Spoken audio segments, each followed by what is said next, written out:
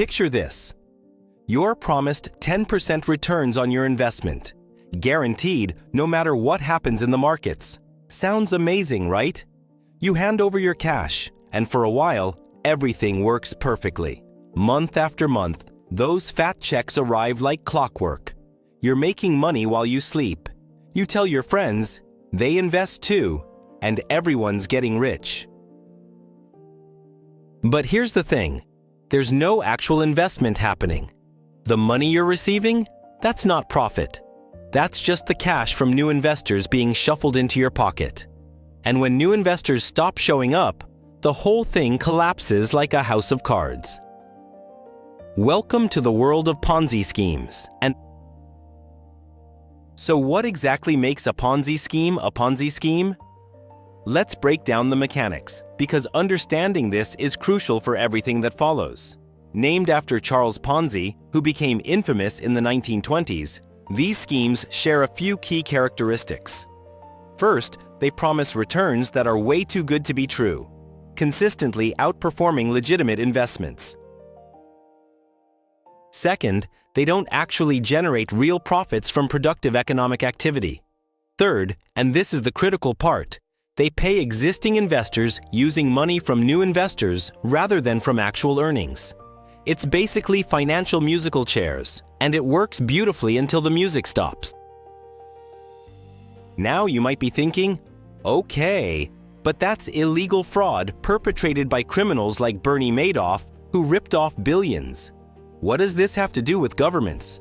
Well, here's where things get uncomfortable. When you strip away the legal jargon and the official stamps, certain government programs operate on remarkably similar principles. They promise benefits to current participants using contributions from future participants, with no real assets backing those promises. The key difference? When Bernie Madoff does it, he goes to prison for 150 years. When a government does it, they call it social policy. Let's talk about pension systems, because this is where the rubber meets the road for most of us. Many countries around the world run what's called pay-as-you-go pension systems. Here's how they work. You pay into the system during your working years, and when you retire, the government promises to pay you a monthly pension. Sounds fair, right? You put money in, you get money out. But here's the twist that makes it Ponzi adjacent. The money you paid in during your career isn't sitting in an account with your name on it, growing and waiting for you. Nope. That money was immediately paid out to people who were already retired when you were working. Your future pension will be paid by workers who haven't even entered the workforce yet. Now, I know what you're thinking. Wait, isn't that just how the system works? Isn't that different from a Ponzi scheme? And you're partially right. There are important distinctions we need to acknowledge. Governments have taxation power, which means they can theoretically force new participants into the system forever. They're also transparent about how these programs work, at least in theory. Nobody's trying to hide the pay-as-you-go structure. Plus, unlike a traditional Ponzi scheme, pension systems can theoretically last indefinitely if the demographics stay favorable. But here's the rub. What happens when the demographics don't stay favorable? This is where the comparison becomes genuinely scary. Every Ponzi scheme eventually collapses for the same reason. You run out of new investors. The early participants get paid handsomely, but eventually you hit a wall. There simply aren't enough new people joining to pay the old people leaving. Now think about what happens to a pension system when you have a massive demographic shift. When birth rates plummet and life expectancy soars, you end up with fewer workers supporting more retirees. The ratio flips from favorable to catastrophic. Suddenly, you've got the same fundamental problem as a Ponzi scheme. Not enough new money coming in to cover the promises made to existing participants. Let's put some numbers on this to make it real. Imagine a pension system that was designed when you had 10 workers for every retiree. That's pretty sustainable, right? Each worker contributes a small percentage, and together they easily cover one retiree's pension. But what happens when that ratio becomes 3 workers per retiree? or 2 workers per retiree. Suddenly, each worker needs to contribute massively more to cover the same benefits. The math that worked beautifully 50 years ago becomes impossible today. This isn't a hypothetical scenario. This is happening right now in countries across Europe, Asia, and beyond. But wait, it gets even more interesting when we look at other government schemes beyond pensions. Some countries have run high-interest savings programs that promised returns well above market rates. These programs attracted massive deposits from citizens looking for safe, government-backed investments. But how did governments pay those high rates? Often by attracting even more deposits from new savers, using that fresh money to pay the interest on existing deposits. Sound familiar? When these programs worked, governments looked brilliant for helping citizens save. When they collapsed, millions lost their savings overnight. Here's the uncomfortable truth that nobody in power wants to admit. The difference between a government program and a Ponzi scheme sometimes comes down to nothing more than legal authority and the ability to force participation through taxation. The underlying mechanics can be identical. You're taking money from new entrants to pay existing beneficiaries, crossing your fingers that the flow of new entrants never stops. It's a mathematical game of musical chairs where everyone assumes the music will play forever. Spoiler alert, the music never plays forever. So why should you care about this? Because your future financial security might be riding on one of these systems. You've probably been paying into a pension system your entire working life, operating under the assumption that the government will honor its promises when you retire. But what happens if the system becomes mathematically impossible to sustain? What happens when there simply aren't enough workers to pay for all the retirees? Governments can't magic money out of thin air without consequences. Well, actually they can try, but that usually leads to inflation, which is just another way of defaulting on promises by making the money worth less. The fascinating and terrifying thing about government-run Ponzi-style systems is that they can last for decades, even generations, before the cracks appear. Early participants make out like bandits. They pay in relatively little and receive generous benefits. But later participants, especially those entering the system as demographics turn against it, face a losing proposition. They pay massive amounts in and receive diminished benefits, if they receive anything at all. It's intergenerational wealth transfer dressed up as social insurance. And the worst part? By the time most people realize what's happening, they're too invested in the system to walk away. As we move forward through this deep dive, we're going to examine exactly how these systems work, why they eventually fail, and what happens when they do. We'll look at real cases from around the world where government promises collapsed under the weight of demographic reality. We'll explore the desperate measures countries take when their pension mathematics stop adding up. And most importantly, we'll talk about what this means for you and your financial future. Because understanding the mechanics of these systems isn't just academic curiosity. It's essential survival knowledge in a world where the promises you've been counting on might not be there when you need them most. All right, so we've established that certain government programs look suspiciously like Ponzi schemes when you examine their mechanics. But here's the million-dollar question. Why do they collapse? What's the trigger that transforms a functioning system into a financial catastrophe? The answer, my friends, is sitting in hospitals, nurseries, and retirement homes around the world. It's called demographics, and it's the silent assassin of pension systems everywhere. When the population pyramid that these systems were built on suddenly flips upside down, everything falls apart. And that's exactly what's happening right now across most of the developed world. Let's start with the basics of how demographics make or break these systems. Imagine a pension system designed in 1950. Back then, families were having 4, 5, even 6 kids. People retired at 65 and typically died by 75. That means you had a massive workforce of young people paying into the system and a relatively small group of retirees collecting benefits for maybe 10 years. The math was beautiful. You could promise generous pensions, keep contribution rates low, and everyone was happy. The system had what we call a favorable dependency ratio, which is just fancy talk for saying you had way more workers than retirees. But here's the thing about favorable ratios. They don't last forever. Fast forward to today, and holy hell, has the picture changed. Birth rates across Europe, Japan, South Korea, and even China have plummeted below replacement level. We're talking about countries where women are having 1.3 kids on average when you need 2.1 just to maintain the population. Meanwhile, thanks to medical advances and better living conditions, people are living well into their 80s and 90s. Retirement age has barely budged in most places. So now you've got workers retiring at 65 and collecting pensions for 25 or 30 years. Do the math on that. A system designed for a 10-year retirement period is now supporting retirements 3 times as long.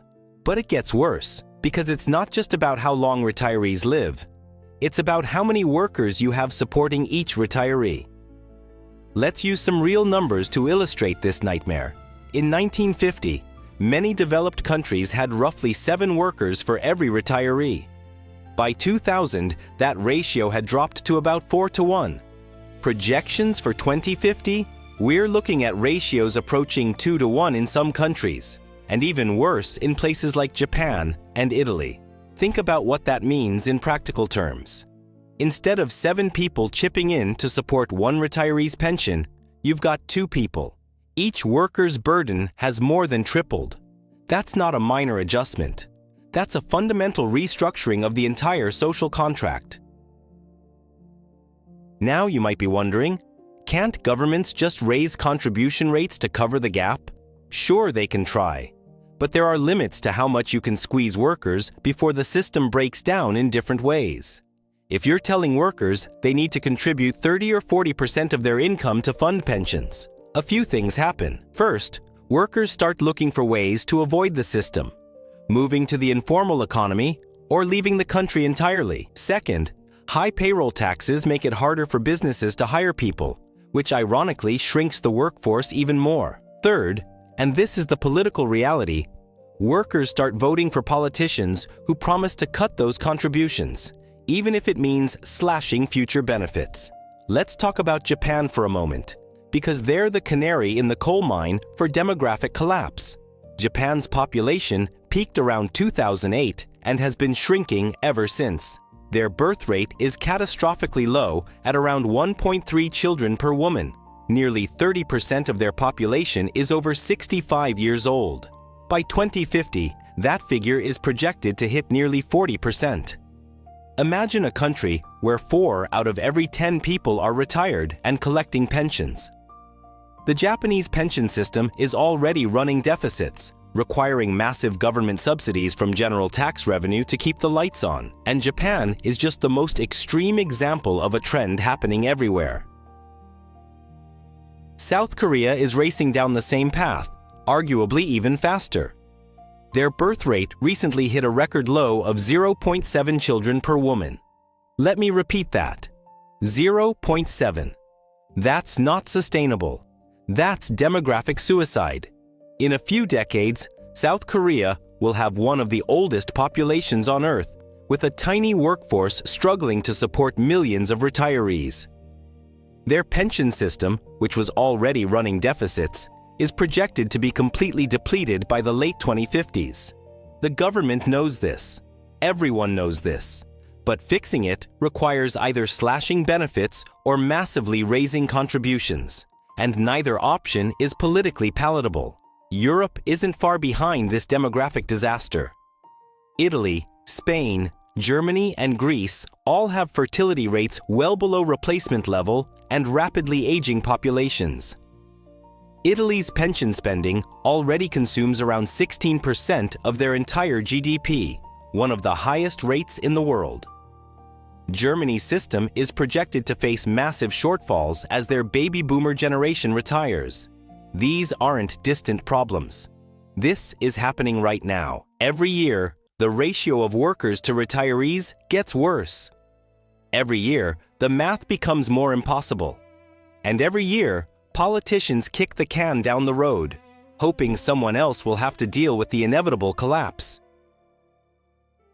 Now here's where it connects back to our Ponzi scheme comparison. Remember how we said Ponzi schemes collapse when you run out of new investors? Well, demographic decline is literally a shortage of new investors. When birth rates crash, you're not getting enough new workers entering the system to support the existing retirees. It's a Ponzi scheme running out of marks. The difference is that with a traditional Ponzi scheme, the operator could theoretically go find more investors somewhere else. But with national pension systems tied to a shrinking population, there's nowhere else to go. You can't import enough workers to fix the ratio. Not without massive immigration that brings its own political and social challenges. China presents perhaps the most spectacular example of demographic disaster in the making. Thanks to their former one-child policy, they're aging faster than almost any country in history. They're going from a young, dynamic workforce to an aged society in the span of a single generation. The problem is, they're getting old before they get rich. Western countries had the luxury of building wealth before their populations aged. China doesn't have that cushion. Their pension system, already fragmented and underfunded, is staring down a demographic avalanche. By 2050, China is projected to have more people over 60 than the entire population of the United States.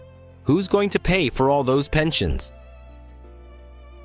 The truly terrifying aspect of this demographic time bomb is how predictable it is. This isn't some surprise natural disaster. Demographers have been warning about this for decades. The people who will be retirees in 2040 are already alive today. The workers who will need to support them are already born or not born yet.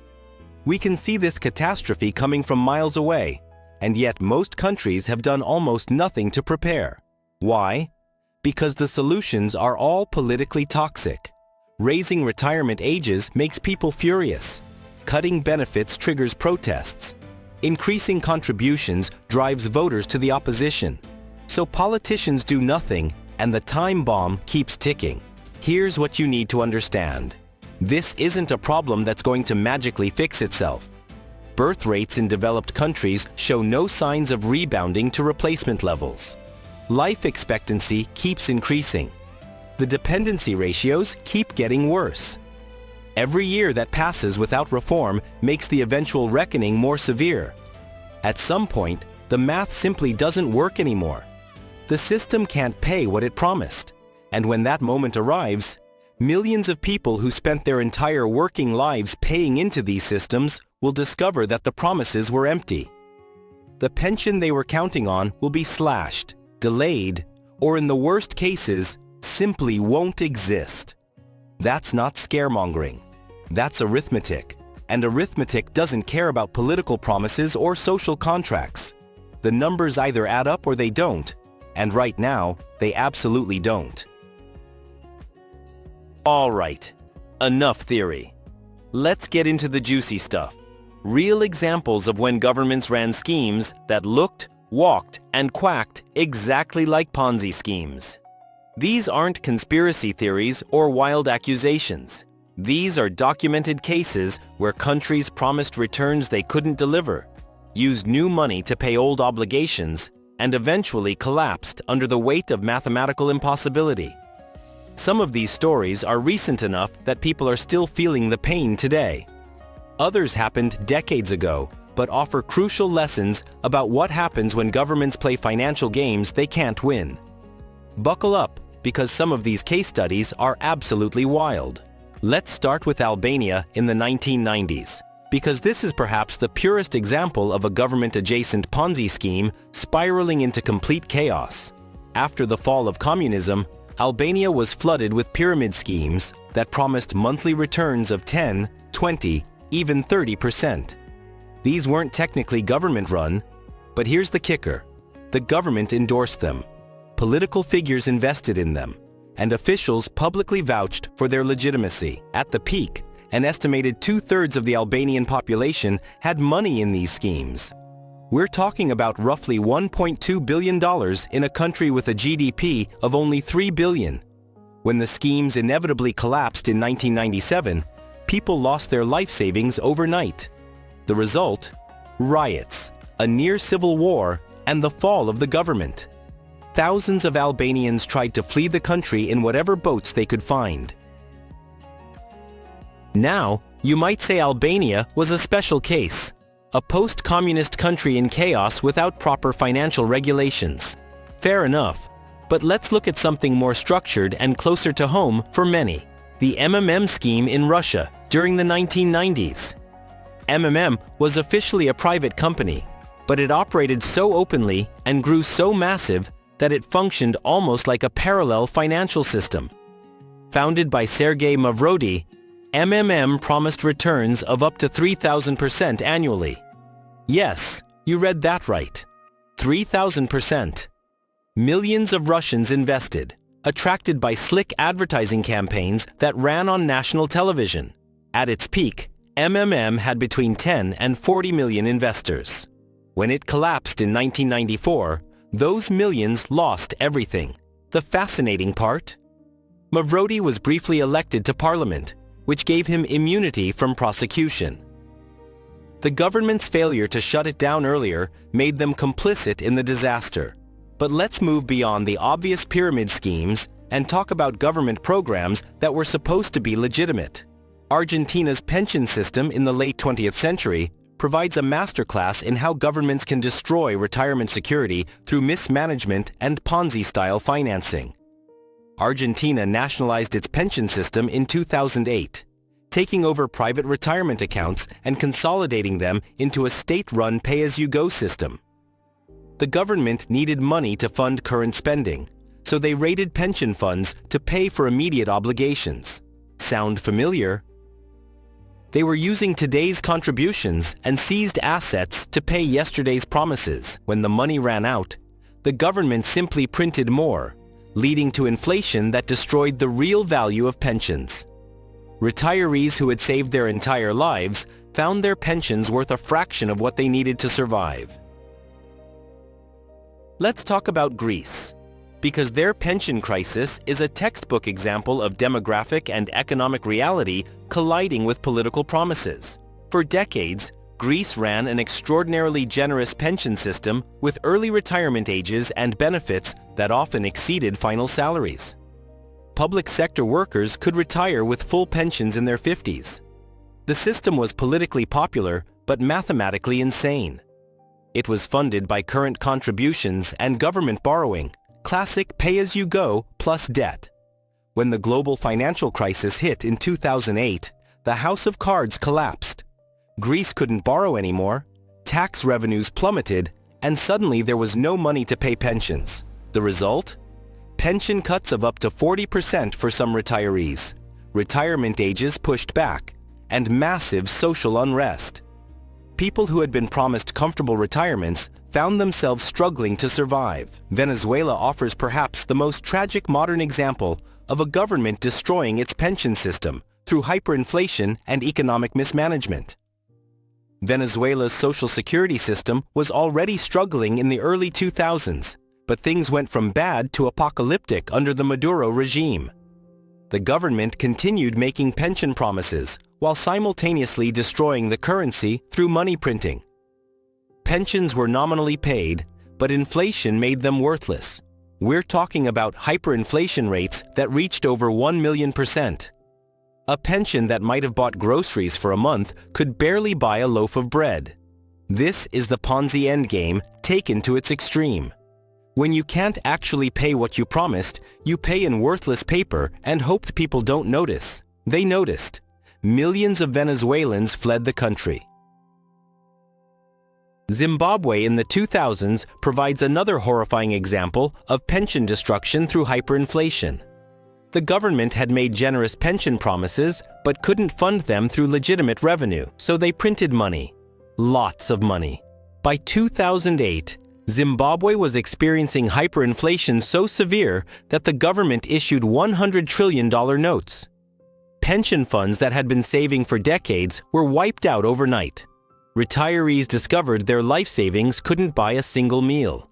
The government had effectively defaulted on all pension obligations by destroying the currency. It's a brutal reminder that printing money to cover Ponzi-style obligations doesn't solve the problem. It just redistributes the theft through inflation.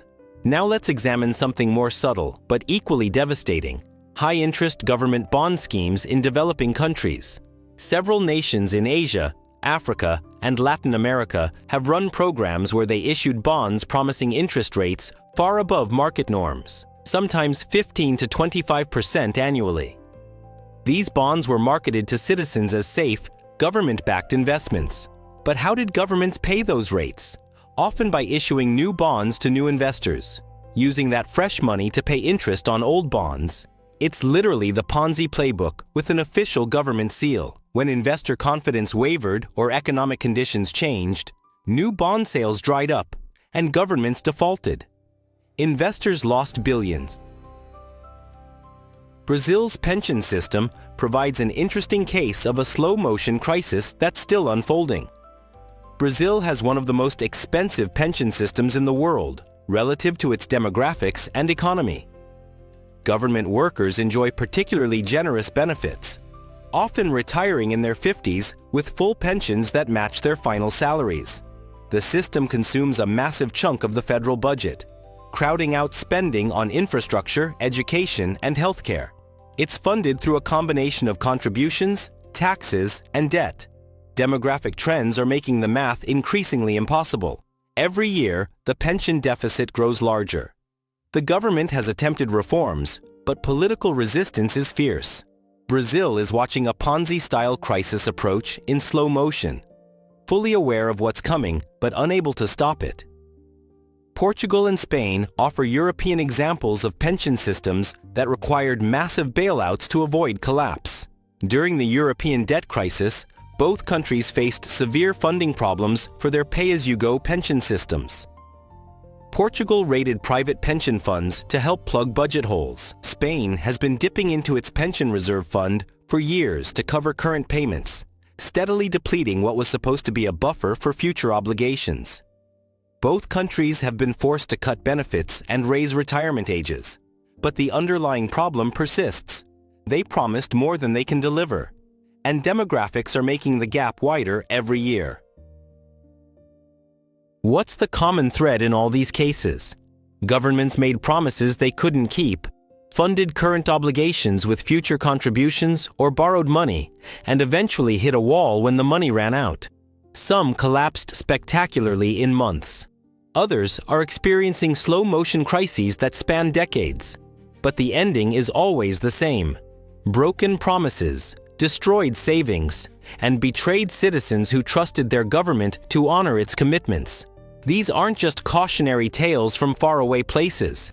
These are warnings about what happens when the Ponzi math catches up with political reality. And if you think your country is immune because it's wealthier or more stable, remember that Greece was once considered a developed European nation with a stable democracy. Venezuela was once the richest country in South America. Stability is an illusion when the underlying mathematics are broken. Let's dive deep into the most common pension model on the planet: the pay-as-you-go system, or as economists love to call it, pay-go. This is the structure that most developed countries use for their state pensions. And it's the one that looks most like a Ponzi scheme when you strip away the official terminology.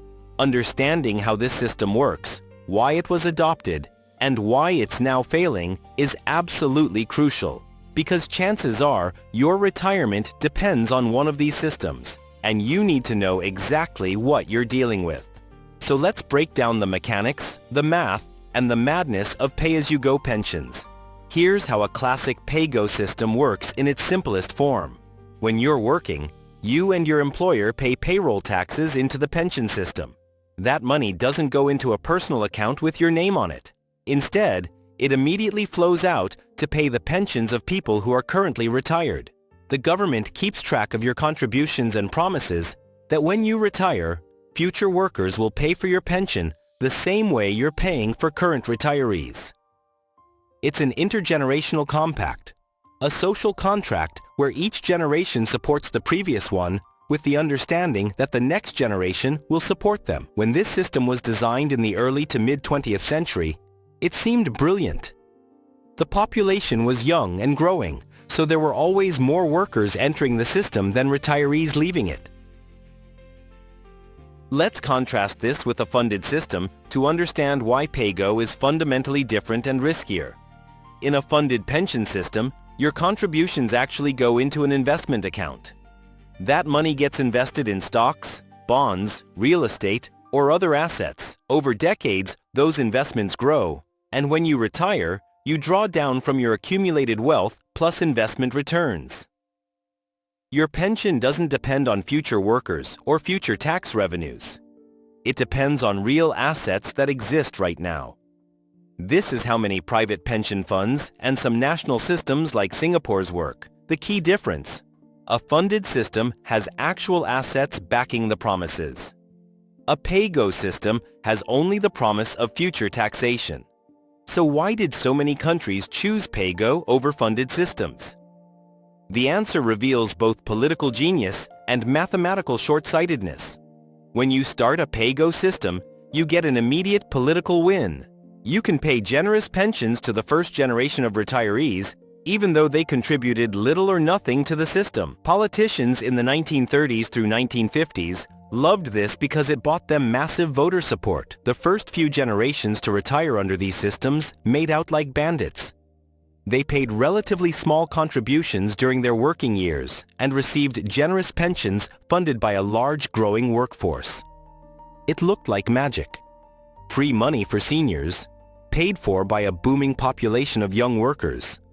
What could go wrong? Well, everything, as we now know. The hidden trap of pay-go systems is that they're fundamentally dependent on favorable demographics. They work brilliantly when you have a population pyramid that's wide at the bottom and narrow at the top. Lots of young workers, relatively few retirees. But they transform into financial nightmares when that pyramid inverts. And that's exactly what's happening across the developed world. The post-World War II baby boom created a massive bulge of workers who supported relatively small numbers of retirees. Those workers paid into the system expecting the next generation would do the same for them. Except the next generation is much smaller because birth rates collapsed. Let's put some concrete numbers on this to show how quickly the math falls apart. Imagine a pay-go system designed when the worker-to-retiree ratio was 6:1. If the average pension is $30,000 per year and each retiree is supported by 6 workers, each worker needs to contribute $5,000 annually. That's manageable, especially if wages are growing. Now watch what happens when demographics shift. When the ratio drops to 3:1, each worker must now contribute $10,000 to maintain the same benefit. At 2:1, it's $15,000 per worker. See the problem? The burden on each worker multiplies as the ratio deteriorates. Eventually, you reach a point where the required contribution is so high that it's politically impossible to collect it. But wait, there's another layer to this trap that makes it even worse. Pay-go systems don't just depend on the ratio of workers to retirees. They also depend on the length of retirement. When these systems were designed, people typically retired at 65 and died by 75. That's 10 years of pension payments. Today, people are living into their 80s and 90s. That's 20 to 30 years of pension payments. Even if the worker-to-retiree ratio stayed constant, the system would still be in trouble because each retiree costs 2 or 3 times more than originally anticipated. Combine longer retirements with worse worker-to-retiree ratios, and you've got a mathematical catastrophe. Now here's where it gets philosophically interesting. Is a pay-go system really a Ponzi scheme? Or is it something fundamentally different? The key distinction that defenders of these systems point to is taxation power. A government can force participation through mandatory payroll taxes in a way that Bernie Madoff never could. They argue that as long as the government has the power to tax, it can always fund the system by raising contribution rates or diverting money from other programs. Technically true, but this argument ignores political and economic reality. There are limits to how much you can tax before you trigger economic contraction, tax evasion, or outright rebellion. Just because a government can theoretically tax doesn't mean it practically can. Another defense of PAYGO systems is that they're transparent about their structure. The government isn't hiding the fact that current contributions pay current benefits. Everyone knows how the system works, so it's not fraud. But is this really true? Ask most workers if they understand that their pension contributions aren't being saved for them, but are instead being immediately spent on current retirees. Ask them if they realize their future pension depends entirely on whether future governments can collect enough taxes from future workers. Most people don't understand this. They think their contributions are being saved and invested for their benefit. The complexity and official language obscure the underlying reality, which is very Ponzi-like indeed. The truly insidious aspect of PAYGO systems is that they're incredibly difficult to exit once you're in them. This is sometimes called the transition problem. Imagine you wanted to switch from PAYGO to a funded system. You'd need current workers to simultaneously pay for current retirees while also saving for their own retirement. That's a double burden that lasts for decades. No politician wants to be the one to tell voters they need to pay twice. So countries remain trapped in PAYGO systems even when everyone can see the demographic disaster approaching. It's like being on a sinking ship where abandoning ship requires more effort than anyone's willing to make. So everyone just hopes the ship stays afloat long enough for someone else to deal with the problem. Let's talk about the political economy of PAYGO systems, because this explains why they persist despite their obvious flaws. These systems create powerful constituencies of retirees who vote in large numbers and fiercely defend their benefits. They also create expectations among current workers who have been paying into the system for decades and feel entitled to their promised benefits. Any politician who proposes serious reform faces the wrath of retirees and near retirees who see reform as theft of their earned benefits. Meanwhile, young workers who will bear the cost of propping up the system often don't vote as consistently or organize as effectively. The result is political paralysis, where everyone knows the system is unsustainable, but reform is electoral suicide. Some countries have attempted partial transitions to funded systems with mixed results. Chile famously moved to a mostly privatized system in 1981, though they've since reformed back toward more state involvement. Australia built a funded superannuation system on top of their basic state pension. These transitions require decades and enormous political will. They also require bearing the transition costs, which means someone has to pay more during the switchover. Most countries have tried minor tweaks instead, raising retirement ages by a year or two, slightly increasing contribution rates, or modestly cutting benefit growth. These measures buy time but don't solve the fundamental problem that the PAYGO model breaks when demographics invert. Here's the bottom line on pay-as-you-go pension systems. They're not technically Ponzi schemes in the legal sense because governments have taxation authority and don't fraudulently hide their structure. But functionally, they operate on remarkably similar principles. They pay current beneficiaries with money from new contributors rather than from investment returns on accumulated assets. They rely on a continuously expanding base of contributors to remain solvent.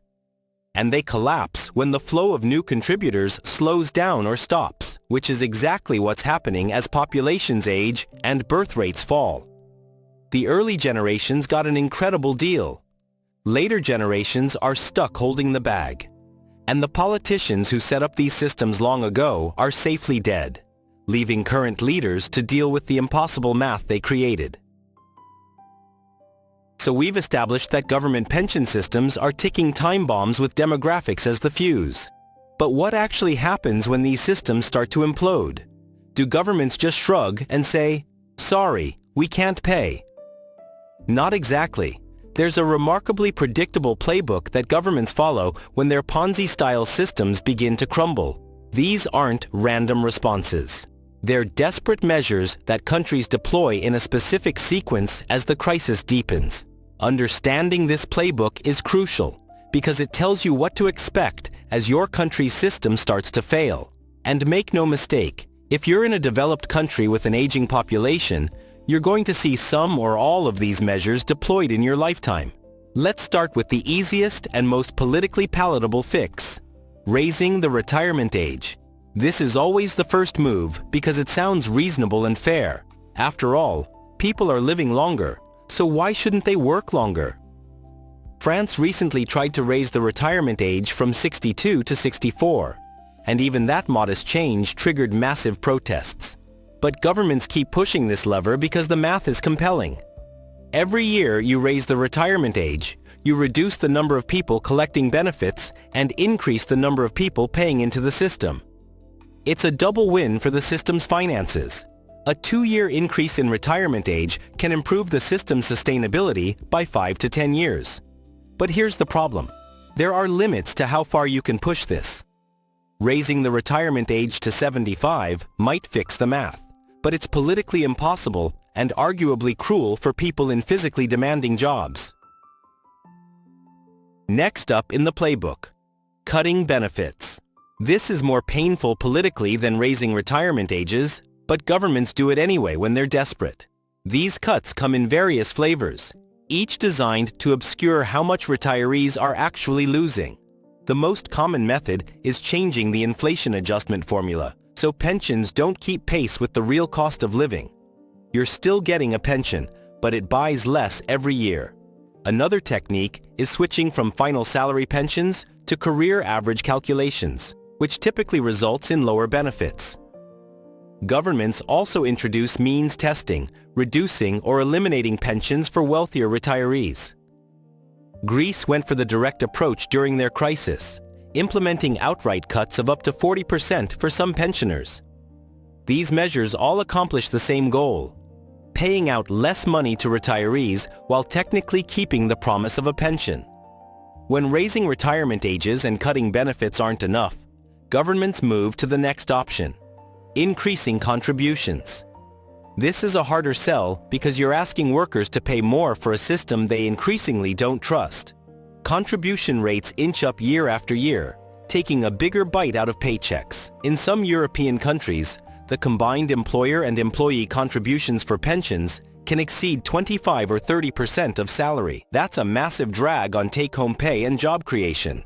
The problem is that there's a limit to how much you can squeeze before workers start seeking ways around the system. High contribution rates encourage under-the-table payments, self-employment schemes to avoid payroll taxes, and in extreme cases, emigration to countries with lower tax burdens. Push too hard on contributions, and you shrink the very tax base you're trying to expand. Here's where things get more creative and more dangerous: raiding reserves and pension funds. Many countries established reserve funds or sovereign wealth funds during good times, precisely to help smooth over demographic challenges. When the current funding crisis hits, politicians raid these reserves to plug immediate holes. Portugal nationalized private pension funds to help cover government spending. Spain has been steadily draining its Social Security Reserve Fund, which was worth over 60 billion euros in 2011, but has been depleted by billions to cover pension payments. Once these reserves are gone, they're gone. It's like spending your emergency fund on everyday expenses. It might solve today's problem, but it leaves you with nothing for tomorrow's crisis. Now, we get to the nuclear option that governments always claim they'll never use until they do: printing money. When a government can't raise enough revenue through taxes and contributions, when borrowing becomes too expensive or impossible, they turn to the central bank. The government issues bonds. The central bank buys them with newly created money. And voila, you've got funds to pay pensions. This is monetary financing. And it's exactly what Venezuela and Zimbabwe did with catastrophic results. The immediate effect is that pensions get paid, and politicians can say they kept their promises. The delayed effect is inflation that destroys the purchasing power of those pensions and everyone's savings. It's a stealth default where retirees technically receive their pension checks, but the money buys a fraction of what it should. Inflation is the government's way of paying you in full while shortchanging you completely. Another entry in the desperate measures playbook: changing the rules retroactively. This is where governments get really creative with breaking promises. They might suddenly announce that pensions will be taxed at higher rates, or that early retirement benefits people have been receiving for years will be clawed back. Some countries have frozen or suspended pension payments entirely during severe crises. These moves violate the implicit contract people thought they had. But when governments are desperate enough, property rights and contractual promises become inconvenient obstacles to be swept aside. The legal justification is always fiscal emergency or the greater good, but the effect is the same. People who plan their lives around certain promises discover those promises were negotiable. Let's talk about another favorite trick: extending the contribution period required for full benefits. You used to need 35 years of contributions for a full pension? Now it's 40 years. This quietly reduces benefits for people who change careers, take time off for family, or experience unemployment. It particularly hurts women who are more likely to have career interruptions. By the time you discover the rules changed, you're too far into your career to adjust your life plan. This is the slow-motion version of cutting benefits, spread out over decades so people don't notice until it's too late. It's politically easier than announcing direct cuts because the pain is diffused and delayed. Governments also love to implement automatic stabilizers, which is fancy talk for indexing benefits to life expectancy or economic conditions. Sweden pioneered this approach. The system automatically adjusts payouts based on demographic and economic factors, reducing benefits when the system is under strain without requiring explicit political decisions. It's a clever way to ensure the system stays solvent by making the cuts automatic, rather than requiring annual political battles. From the government's perspective, it's brilliant. From the retiree's perspective, it's watching your pension shrink year after year with no political recourse because it's all just the formula adjusting. Some countries try to encourage private savings to supplement collapsing state pensions. They introduce tax-advantaged retirement accounts, employer pension mandates, or auto-enrollment schemes. The implicit message is clear. Don't count on the state pension alone because we know it won't be enough. This is governments admitting defeat without actually admitting defeat. They're essentially telling citizens to build their own lifeboats while the official ship slowly sinks. The problem is that these voluntary or supplementary systems take decades to build meaningful savings, and many workers can't afford to save additional money on top of the high payroll taxes they're already paying into the failing state system. Here's a particularly insidious move: changing how inflation is calculated for pension adjustments. If you measure inflation using a formula that systematically understates real price increases, you can keep pensions flat or growing slowly while telling retirees they're getting cost of living adjustments. Many countries have switched to chained CPI or other measures that tend to show lower inflation than traditional measures. On paper, pensions are being adjusted for inflation. In reality, retirees are slowly losing purchasing power. It's death by 1,000 tiny cuts, each one small enough to avoid massive protests, but collectively devastating over a retirement that spans decades. The final stage in the bailout playbook is usually some combination of all the above measures simultaneously. Raise retirement ages, cut benefits, increase contributions, raid reserves, adjust formulas, and pray that economic growth or immigration somehow improves the demographics before the whole thing collapses. This is where most developed countries are right now. They're deploying multiple measures at once, buying time but not actually solving the fundamental problem. The mathematics haven't changed. There still aren't enough workers to support the number of retirees at the benefit levels originally promised. All these bailout measures do is spread the pain across different groups and push the final reckoning a bit further into the future. What you need to understand is that none of these bailout measures actually fix the core problem. They're all variations on the theme of breaking promises to make the math work. Whether it's paying you less, making you work longer, taking more from workers, or inflating away the value of benefits, the end result is the same. The original pension promise is not being kept. The social contract that said, if you pay in during your working years, you'll be taken care of in retirement. That contract is being rewritten in real time, and not in your favor. Governments will use every trick in this playbook before they admit the system has failed, but make no mistake, using the playbook is itself an admission of failure. All right, we've spent 5 chapters dissecting how government pension systems function like Ponzi schemes, examining the demographic disaster unfolding worldwide, reviewing historical collapses, and exploring the desperate measures governments deploy when the math stops working. Now comes the most important question. What does all this mean for you? Should you trust the government pension promises you've been paying into your entire working life? What can you actually do to protect yourself? Let's bring this home and talk about practical strategies for navigating a world where the retirement systems our parents relied on might not exist when we need them.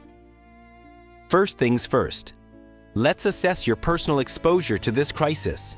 If you're living in a developed country with a pay-as-you-go pension system and an aging population, you need to assume the system will not deliver what it's currently promising. This isn't pessimism, it's arithmetic. Look at your country's demographics, the worker-to-retiree ratio trends, and the current state of pension funding. If you're under 50 years old in most European countries, Japan, South Korea, or even parts of North America, the odds are high that you'll receive significantly reduced benefits compared to what's promised today. The government might not default completely, but through some combination of later retirement ages, lower benefits, and inflation, you'll get less than you were told to expect. So what's your move? The most important thing you can do is build your own retirement savings outside the state system. This means maximizing contributions to private pension accounts, retirement savings plans, or investment accounts that you control. Yes, you're already paying hefty payroll taxes into the state system, and adding private savings on top feels like a double burden. That's because it is a double burden. You're paying for the previous generation's retirement while simultaneously having to fund your own because the system won't be there for you. It's unfair, but fairness doesn't matter when you're 65 and don't have enough money to live on. Building private savings is your insurance policy against government pension failure. Diversification is crucial, and I'm not just talking about diversifying your investment portfolio. You need to diversify across jurisdictions and asset types. Don't keep all your retirement savings in assets denominated in your home currency or regulated by your home government. If your government gets desperate enough, they might raid private pension accounts, impose capital controls, or inflate away the value of domestic currency assets. History shows us this happens more often than people think. Consider holding some assets in foreign currencies, international investments, or even precious metals. The goal is to ensure that no single government decision can wipe out your entire retirement savings. Geographic and asset diversification is your hedge against political risk. Real assets deserve special attention in your retirement planning. When pension systems collapse and governments resort to printing money, financial assets denominated in currency lose value. Real assets like property, farmland, or productive businesses tend to maintain value better through inflation and currency crises. Obviously, you need to balance this with liquidity and practical considerations. You can't pay your grocery bills with farmland. But having a portion of your wealth in real, tangible assets provides protection that purely financial investments don't offer. Just ask anyone who lived through hyperinflation in Venezuela or Zimbabwe. The people who owned real property or businesses survived better than those who relied on currency-denominated savings. Now let's talk about the elephant in the room. Should you try to opt out of the state pension system entirely if you could? Some countries allow certain categories of workers to opt out or contribute less in exchange for reduced future benefits. The math on this is tricky. If you're young and the system is clearly headed for disaster, opting out and investing privately might make sense. But you're gambling that you can achieve better returns privately than whatever reduced benefit the system eventually provides. You're also gambling that the government won't change the rules and force you back into the system, or find other ways to extract resources from you. There's no perfect answer here. It depends on your age, your country's specific situation, and your confidence in your ability to invest wisely for decades. Let's address a controversial but important point: geographic diversification of yourself, not just your assets. If your country's pension crisis is severe enough and you're mobile enough, emigration might be worth considering. This sounds extreme, but we've seen millions of people leave countries when economic systems collapsed. Young professionals are already leaving high-tax countries with poor economic prospects for places with lower taxes and better opportunities. This brain drain accelerates when people realize they're being asked to pay ever-increasing taxes for ever-decreasing future benefits. I'm not saying everyone should leave their home country, but being open to the possibility gives you options that people who feel trapped don't have. Political engagement matters more than you might think. Pension reform is politically difficult, but not impossible. Some countries have successfully transitioned to more sustainable systems, though it required sustained political pressure and leadership willing to make unpopular decisions. If enough people understand the problem and demand solutions, change becomes possible. This doesn't mean pension reform will definitely happen or happen in time to save the current system. But staying informed, voting for politicians who take the issue seriously, and advocating for reform is better than passive acceptance of a system you know is failing. Even if reform fails, at least you tried, and you'll be better informed about when to implement your backup plans. Here's something most financial advisors won't tell you directly. Plan for a retirement that might look very different from your parents' experience. They retired at 65 with comfortable pensions and had 20+ years of leisure. You might need to work longer, possibly into your 70s. You might need to maintain multiple income streams in retirement rather than relying on a single pension check. This isn't the retirement dream you were sold, but it's the reality demographic math is creating. Accepting this now and planning accordingly puts you ahead of people who will be blindsided when the promised benefits don't materialize. Flexibility and adaptability will be more valuable than rigid retirement plans based on government promises.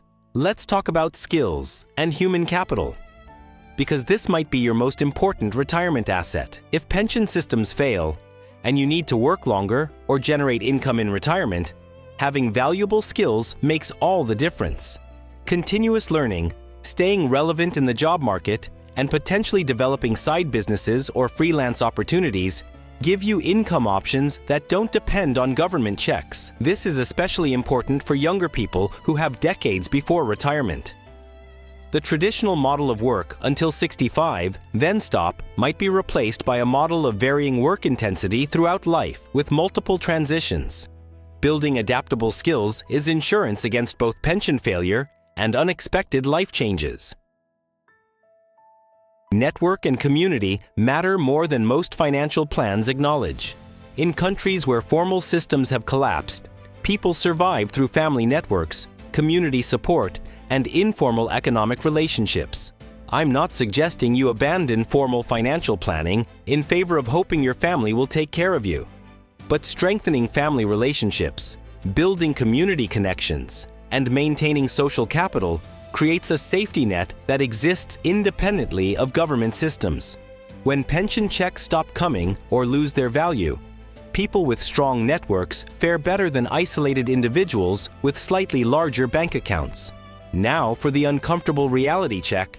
Some of you reading this won't be able to save enough to fully compensate for a failed pension system. If you're middle-aged or older, if you're already struggling to make ends meet with current expenses and taxes, if you've experienced job losses or health problems that depleted your savings, building a huge private retirement fund might not be realistic. This isn't fair, and it's not your fault that a system you paid into your entire life is failing. But acknowledging reality is the first step to making the best decisions possible with the resources you have. Even small amounts of savings help. Even modest preparations make you better off than doing nothing. Perfect is the enemy of good when it comes to retirement planning in a crisis. Here's the brutal truth that ties everything together. You cannot count on government pension promises if you're young or middle-aged in most developed countries. The demographics don't work. The political will to fix the problem doesn't exist. The easiest path for governments is to slowly reduce benefits through various mechanisms, while technically maintaining the system. This means you're largely on your own for retirement security. Build private savings aggressively. Diversify geographically and across asset types. Stay employable and flexible. Strengthen your networks. Accept that your retirement might look different from what you were promised. These aren't fun conclusions, but they're honest ones based on the mathematical reality we've explored throughout this entire discussion. So what's the final takeaway? Government pension systems in much of the developed world are experiencing slow-motion collapses driven by demographic change. These systems share structural similarities with Ponzi schemes. They pay current beneficiaries with money from new contributors and rely on favorable ratios that no longer exist. History shows us what happens when these systems fail, and it's not pretty. Governments will deploy every trick in the playbook to delay collapse, but delay isn't the same as solution. Your retirement security is ultimately your responsibility. The sooner you accept that and act accordingly, the better positioned you'll be when the promises finally break down completely. Plan for the worst, hope for the best, and don't bet your future on government promises that arithmetic says can't be kept. If you found this deep dive valuable, drop a comment below with your thoughts on pension systems in your country. Are you seeing the warning signs we discussed? What steps are you taking to protect your retirement? And hey, if you want to learn more about building financial security in uncertain times, check out our other videos. Stay informed, stay prepared, and remember, your financial future is too important to leave entirely in someone else's hands.